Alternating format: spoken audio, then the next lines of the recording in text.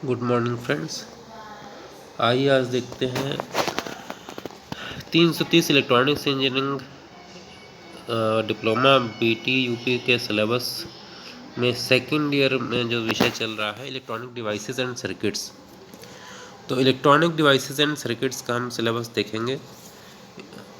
इसमें अगर हिंदी में बात करें तो इलेक्ट्रॉनिक युक्तियाँ और परिपथ विषय का नाम है। तो यहाँ पर आपके सामने सिलेबस है। ये board of technical education Uttar Pradesh की वेबसाइट से मैंने डाउनलोड किया हुआ है और आप भी वहाँ से डाउनलोड कर सकते हैं। यहाँ पर आप देख पा रहे हैं कि जो है लेक्चर और इधर जिस साइड में आपको दे रखा है लेक्चर और थ्योरी और प्रैक्टिकल कितने कितने ड्यूरेशन का होगा। तो यहाँ पर आप देख पा रहे हैं लेक्चर 6 होंगे आपके सप्ताह में और प्रैक्टिकल भी आपके 6 होंगे, यानी कि 6 पीरियड थ्योरी की क्लास के होंगे और 6 पीरियड आपके लैब की क्लास के होंगे। ठीक है, आइए आगे चलते हैं। अब यहाँ पर आप देख रहे हैं क्या क्या हम सीख सकते हैं। तो यहाँ पर डिटेल दिया हुआ है। Learning outcomes, demonstrate the concept of single stage amplifier and multi stage amplifier. तो सिंगल स्टेज और मल्टी स्टेज एम्पलीफायर क्या होते हैं इसके बारे में आप यहाँ पर बता पाएंगे जिसको पढ़ने के बाद। लार्ज सिग्नल एम्पलीफायर्स के ऑपरेशन के बारे में बता पाएंगे आप। उसके बाद फिर demonstrate the concept of negative and positive feedback. तो नेगेटिव और पॉजिटिव फीडबैक क्या होता है इसके बारे में जानकारी आप जान जाएंगे। और ऑसिलेटर्स के बारे में, हार्टले, कॉलपिट और वीन ब्रिज ऑसिलेटर कैसे काम करते हैं इसके बारे में जान जाएंगे। Describe the various types of tuned voltage amplifiers के बारे में जान जाएंगे। Design various wave shaping circuit, विभिन्न प्रकार के वेव शेपिंग सर्किट्स की भी जानकारी आपको प्राप्त हो जाएगी। Describe the concept of multi vibrators and operation amplifiers. तो मल्टी वाइब्रेटर और ऑपरेशन एम्पलीफायर्स की भी आप जानकारी यहाँ से प्राप्त कर लेंगे। और understand the concept of regulated DC supply, और रेगुलेटेड डीसी सप्लाई कैसी होती है इसका भी कॉन्सेप्ट आप यहाँ पर जानेंगे।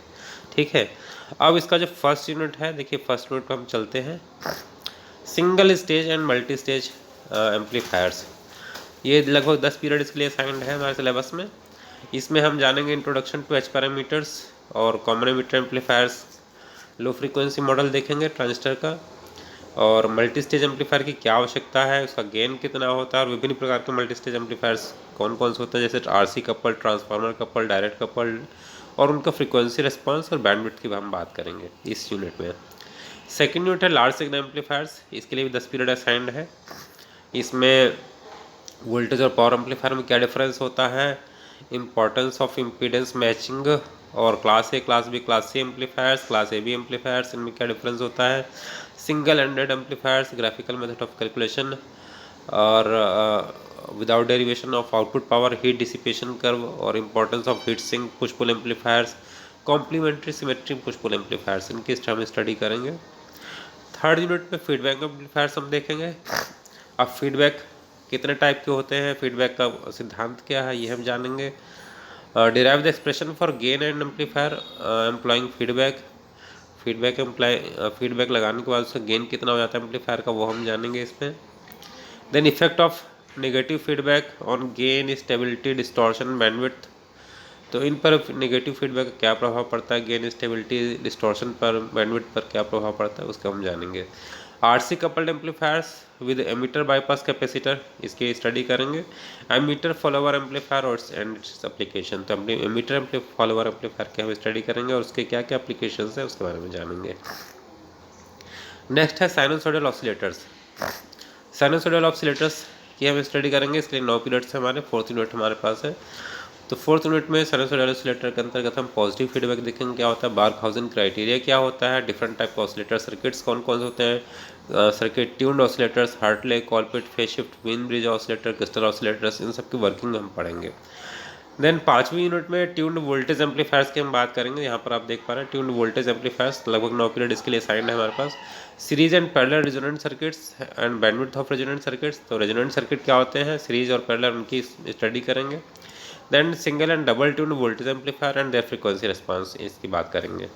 Clipper and clampers, clipper and clampers की बात करेंगे हम छठी यूनिट में।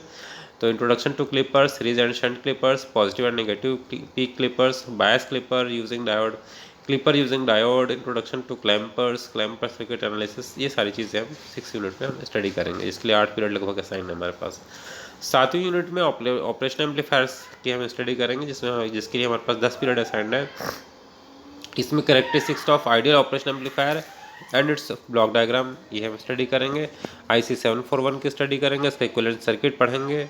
ठीक है, definition of differential voltage gain, CMRR, PSSR क्या क्या होता है, PSRR क्या होता है, स्लीव रेट क्या होता है, input offset, output offset voltage, bias current, इन सब टर्मिनोलॉजी को हम पढ़ेंगे, इनका मतलब जानेंगे।